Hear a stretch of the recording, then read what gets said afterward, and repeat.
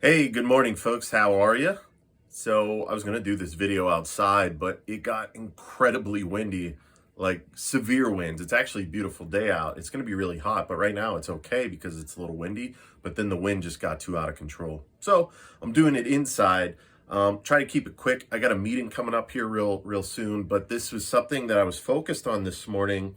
Had a really good half-hour meditation this morning and had some insight on a tapping video I wanted to put together that's pertains to a challenge that a lot of us deal with, and that is dealing with other people, right? It's just part of our lives. Like, to be a creator for good out there, you're going to be dealing with lots of people normally, right? Like, we don't want to shut ourselves out from all of the world and the negativity of the world. And not watching the news is a good idea, but we're not going to separate ourselves from other people, because then in reality that's not good, right? It's good to have the social connection, it's good to have the contrast, it's good to work with one another and co-create. And even when you're dealing with a very negative person or stressed out individual, it's important to maintain your state of being. And one of the biggest challenges I find for a lot of people, including myself, is to consistently maintain a high vibratory state, a positive state of being, a stress-free state of being, right? A parasympathetic state of being, when you are in the presence of somebody who is very stressed out, very low energy levels. Maybe they're dealing with anxiety, maybe they're just upset about everything that's going on in their life or the world, or they're complaining about something, right? And they're using you as the sounding board. And I personally have lots of friends and family, people that are close to me who do that consistently.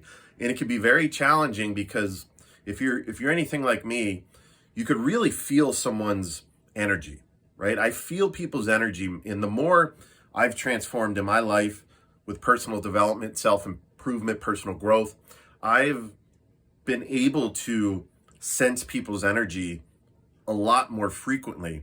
And that could be very, it could be almost like a burden at times, right? It's almost like they're energy vampires and they just suck the life out of you.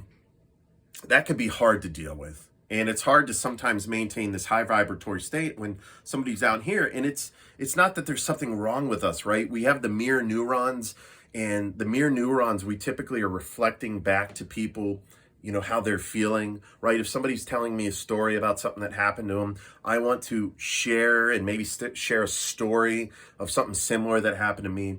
But that could be very, that could backfire, right? Because if you're surrounded by people that you love, who tend to focus on the negative, who complain a lot, who live by the hormones of stress, right?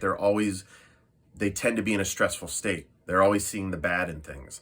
It could be hard to maintain that relationship, because you want to mirror back to them. You want to share. You want to empathize. You want to be compassionate and kind, and it can be very challenging. For me personally, it's something I've always struggled with.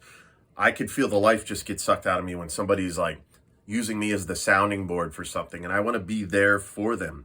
But I'd rather be up here and be a pillar of strength and hold them up, hold them up here, an image of them feeling good and feeling the positive, feeling the solution to whatever problem they have.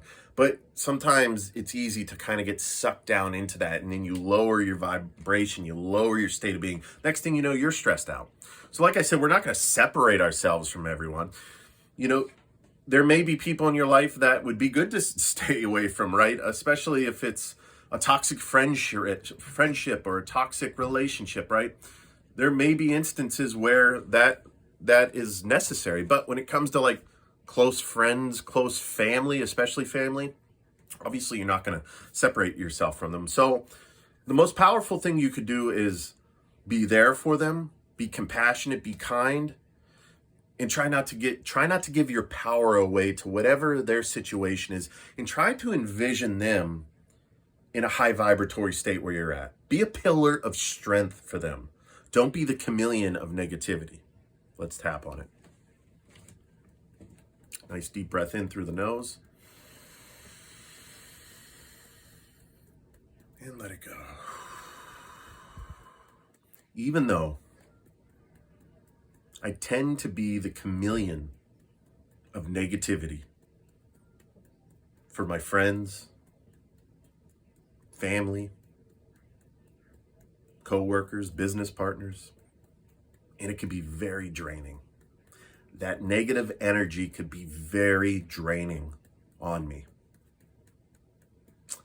I deeply and completely love, honor, and accept myself right now. And even though I want to be there for the ones I'm close with, I want to listen when they speak. But it can be so hard when they drain my energy with their negativity. They're constantly stressed out, constantly complaining about anything and everything. It drains the life right out of me. And sometimes I just want to run away. I deeply and completely love, honor, and accept myself right now. And even though I am sometimes the chameleon of negativity, I take on the emotions of the others that I'm talking with. Their negative emotions, their stressful state of being. I take it on. I mimic it like a chameleon.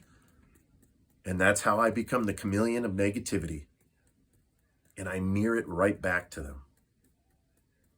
Sometimes getting angry myself. Sometimes getting stressed out over their stress. It's kind of crazy, isn't it? That's okay, because I deeply and completely love, honor, and accept myself right now. And all of my loved ones, no matter how stressed, negative, or full of anxiety they may be. I choose to be there for them, but I choose to be a pillar of strength for them now. Sometimes I'm the chameleon of negativity. Sometimes I am the chameleon of negativity. I take on others' emotions, especially if they're stressful and negative emotions. I embody those emotions and I can feel it within me. Typically, what others are complaining about has nothing to do with me. They're living by the hormones of stress. It's a vicious cycle, and I wish I could tell them all about it. But typically, they just need to vent. The only thing I could potentially do is listen, be a pillar of strength for them, realize that taking on their negative emotions, embodying their stress, is never going to help them. I can't feel enough negative emotion or stress for them to improve their situation. But what I can do is realize that I'm giving my power away when I let that stress in, when I let that negative emotion in, when I embody how they're feeling. And I can change it right now.